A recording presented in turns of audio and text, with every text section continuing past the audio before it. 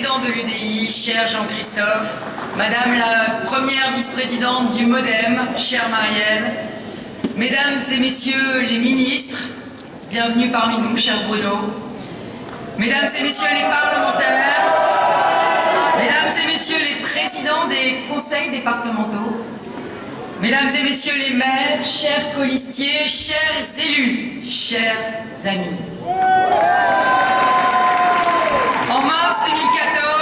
En mars 2014, plus de 50 villes franciliennes ont choisi l'alternance.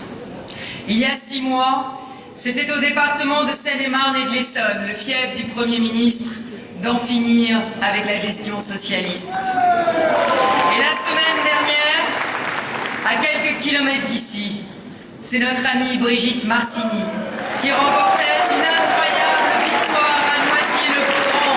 Bravo Brigitte! Grâce à ton succès, la majorité des villes de Seine-Saint-Denis est désormais solidement ancrée à droite et au centre. Partout en Île-de-France, la gauche recule. Partout, nous progressons. Leurs bastions les plus anciens et les plus solides sont ébranlés, y compris ici, dans le Val-de-Marne. Vincent Jeanbrun, à la Île-et-Rose, Franck Le Goélec, à Villejuif, Françoise Lecoufle, à Limaï-Brévannes, Jean-Paul Borsoulet, à la Queue-en-Brie, Éric Grillon, à Ablon. Voilà les visages de l'alternance dans ce département communiste. Alors bravo aussi à vous, tous les combattants du Val-de-Marne, pour votre score aux élections départementales. C'est un découpage scandaleux des cantons qui, malgré vos 30 000 voix d'avance, vous a privé de la présidence du conseil départemental. Je le dis ici, on vous a volé la victoire. Et le match retour, c'est maintenant, c'est les élections régionales, parce qu'aux élections régionales, pas de frontières cantonales, chaque voix compte pour le résultat. La leçon à retenir de tous ces succès, c'est qu'à chaque fois, c'est l'union qui a fait notre victoire. L'union de la droite et du centre face à une gauche totalement déchirée. Et c'est pourquoi je suis particulièrement fière et heureuse d'avoir autour de moi notre famille politique rassemblée.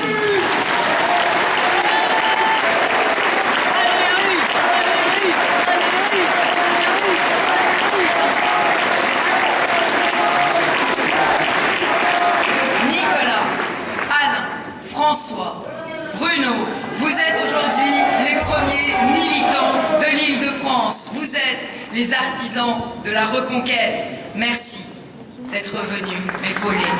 Merci de votre soutien indéfectible. Merci de votre amitié. Oui, face à une gauche divisée et déboussolée, nous sommes tous rassemblés pour l'alternance en Île-de-France. Mais l'union va bien au-delà.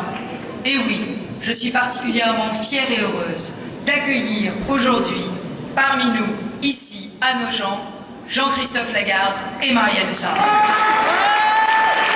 Car j'assume de le dire, la première condition de la victoire, elle est là, dans cette union qui fait toute notre force. Merci Jean-Christophe, merci Marielle de nous avoir rejoints. Aujourd'hui, du MoDem à la droite forte, de l'UDI au Parti chrétien-démocrate, toutes les composantes de la droite et du centre sont désormais rassemblées et en ordre de marche. Nous n'avons pas besoin d'un référendum pour savoir si nous avons envie de travailler ensemble. Nous aimons les mariages de passion, les mariages de projet, pas les mariages forcés. Nous sommes rassemblés sur de nos valeurs. Eux, ils sont fracturés, comme le territoire qu'ils laissent après 17 ans de gestion commune. Ce n'est pas un hasard si après avoir annoncé ma candidature à Rosny-sous-Bois, en Seine-Saint-Denis, je suis ici à Nogent-sur-Marne. Car, cher Jacques Martin, cher Christian Cambon, chers amis du Val-de-Marne, ici, plus qu'ailleurs, on connaît les mensonges de la gauche. C'est ici, à l'Est, et tu le sais bien, toi aussi, cher Jean-Christophe, que la révolte gronde contre une gauche qui a tout promis et qui n'a rien tenu. Il suffisait de voir la mine déconfite de notre adversaire socialiste à Noisy. dimanche dernier, cher Bruno, pour comprendre qu'une page est définitivement en train de se tourner en Île-de-France.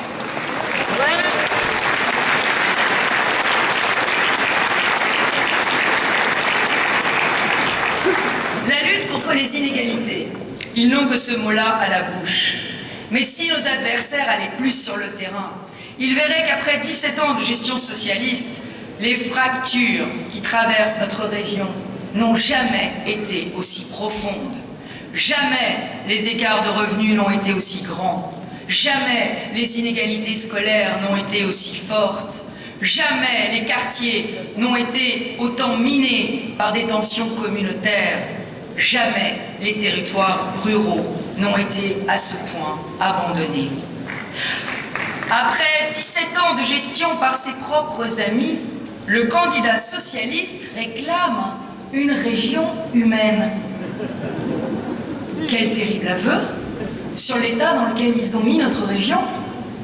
Oui, notre région est trop inhumaine, mais la faute à qui? Depuis des décennies, on vous annonce le rééquilibrage à l'Est. Résultat, après 17 ans de gestion socialiste, vous êtes toujours obligés de traverser l'Île-de-France pour aller travailler. Pour ceux qui n'ont d'autre choix que la voiture, c'est le piège du pont de Nogent. Ici, chaque matin, c'est le plus gros bouchon d'Europe. Pour les autres, c'est chaque jour la galère du RER A, la ligne la plus saturée d'Europe. Qu'a fait la région pour mettre fin à ces 2 sinistres records? Qu'a fait la région pour améliorer votre quotidien? Rien. Cher Nicolas, souviens-toi, il aura fallu que président de la République, tu tapes en personne du poing sur la table pour qu'enfin on remplace les vieilles rames du RER A à 1 niveau par des rames à 2 niveaux pour donner un peu d'air aux voyageurs.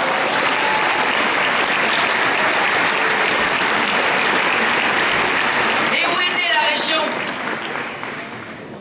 Que d'atouts pourtant dans ce territoire.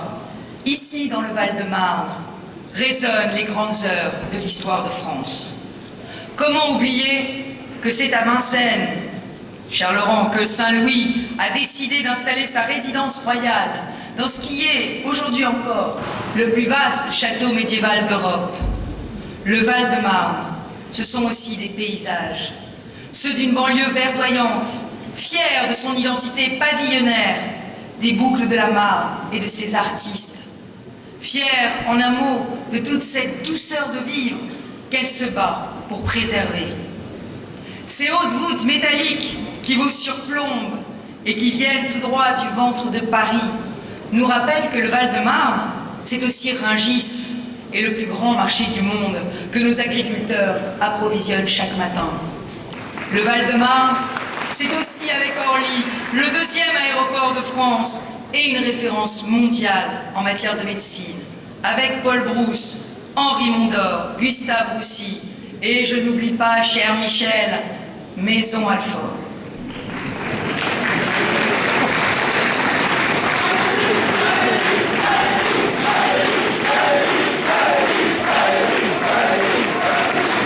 Qu'a fait la gauche de ces exceptionnels atouts?